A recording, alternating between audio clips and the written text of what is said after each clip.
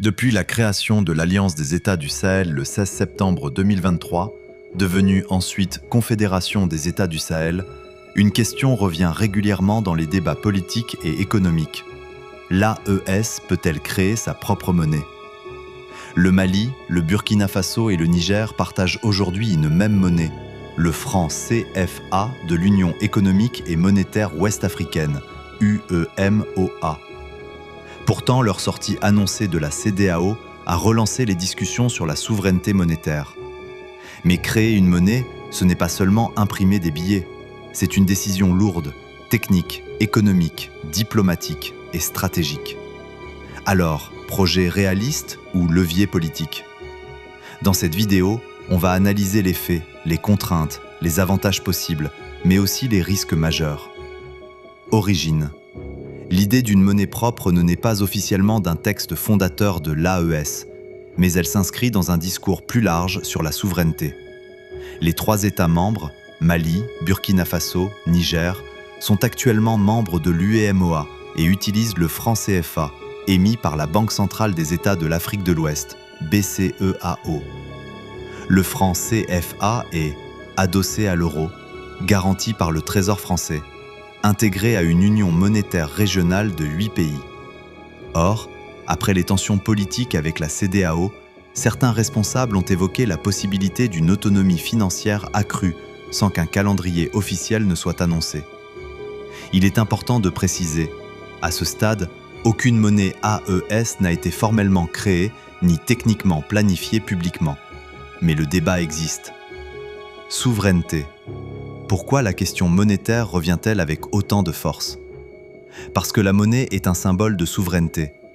Contrôler sa monnaie signifie décider de sa politique de taux d'intérêt, gérer sa masse monétaire, ajuster sa devise en fonction de ses priorités économiques. Pour les partisans d'une monnaie AES, cela permettrait de rompre avec un système perçu comme hérité de l'époque coloniale, d'adapter la politique monétaire aux réalités sahéliennes, de financer plus directement les priorités nationales. Mais la souveraineté monétaire ne garantit pas automatiquement la stabilité économique. Et c'est là que les choses deviennent complexes. Architecture monétaire. Créer une monnaie commune exige une architecture institutionnelle solide. Il faudrait une banque centrale confédérale, des règles budgétaires communes, un mécanisme de contrôle de l'inflation, une coordination des politiques économiques. Aujourd'hui, les 3 pays partagent déjà une banque centrale via la BCEAO.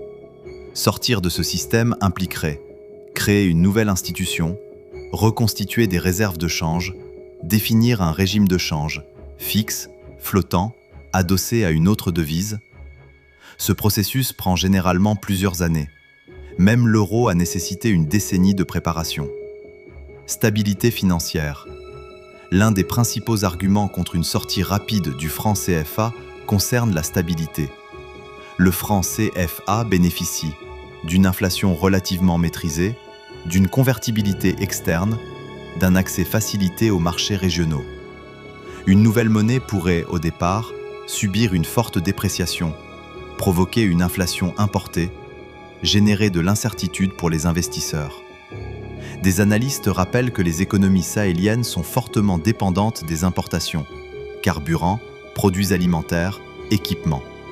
Si la nouvelle devise perd de la valeur, les prix pourraient augmenter rapidement. Mais certains économistes estiment qu'une dévaluation contrôlée pourrait aussi stimuler les exportations. Tout dépendrait de la gestion macroéconomique. Commerce régional. Les 3 pays sont enclavés pour 2 d'entre eux, Mali et Burkina Faso, et dépendent des corridors régionaux.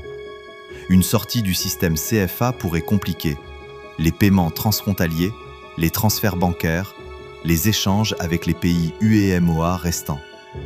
À court terme, cela pourrait créer des frictions commerciales. À moyen terme, une zone monétaire AES pourrait renforcer l'intégration interne. Mais le commerce intra-AES reste aujourd'hui limité comparé aux échanges avec les pays côtiers. C'est un facteur clé. Réserve et crédibilité. Une monnaie est crédible si elle repose sur des réserves suffisantes, une discipline budgétaire, une confiance des marchés. Les 3 États font face à des pressions budgétaires importantes, des besoins sécuritaires élevés, un accès au marché financier parfois restreint. La question centrale serait donc: comment constituer des réserves de change suffisantes? Les ressources naturelles, or au Mali et au Burkina Faso, uranium au Niger, pourraient jouer un rôle stratégique. Mais transformer ces ressources en stabilité monétaire nécessite des institutions solides. Diplomatie financière. Une monnaie ne vit pas en vase clos. Elle doit être reconnue et acceptée à l'international.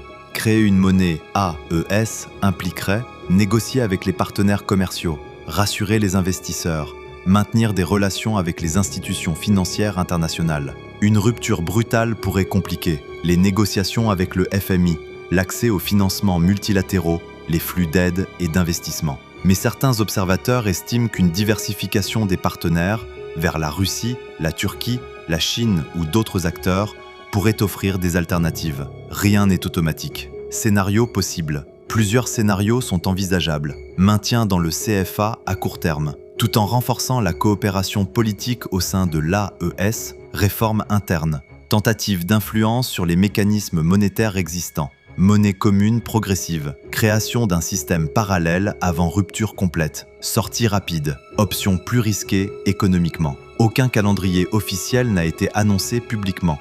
La prudence domine dans les déclarations officielles.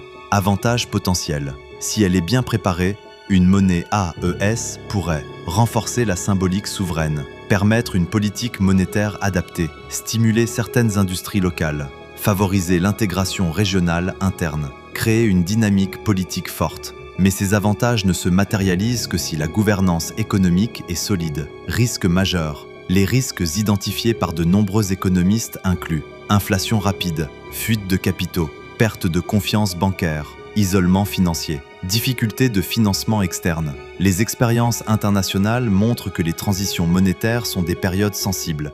Sans coordination rigoureuse, l'impact sur les populations pourrait être direct. Impact sur les populations. Pour les citoyens, la question n'est pas idéologique, elle est concrète. Les prix vont-ils augmenter? Les salaires vont-ils suivre?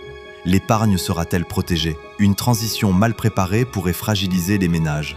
À l'inverse, une gestion maîtrisée pourrait ouvrir de nouvelles marges de manœuvre économiques. La clé reste la stabilité. Conclusion. Ce qu'il faut retenir. Aucune monnaie AES n'existe officiellement aujourd'hui. L'idée s'inscrit dans un débat sur la souveraineté. Sortir du CFA est techniquement complexe.